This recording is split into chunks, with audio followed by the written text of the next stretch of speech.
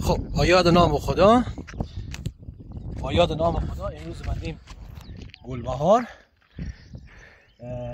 جنب روستای آبقد. اهالی این باغدارای دور و بر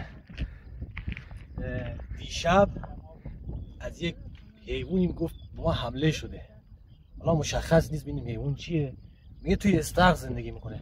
ببینیم اینا هم الان اومدن بابت بهشون حمله شده. بیاین دوستان بیاین. یاد اگه میدونستم اینجا ماهی داره چیز می‌آوردم، خیلی می‌آوردم.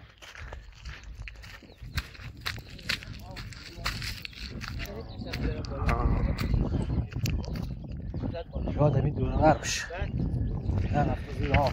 اینا از اهالی بومی این روستا هستند. اینا اهالی بومی روستایی که تمساح بهش حمله کرده. ما زامبی شدیم. ببینیم چی الان اینو میتونیم پیداش کنیم.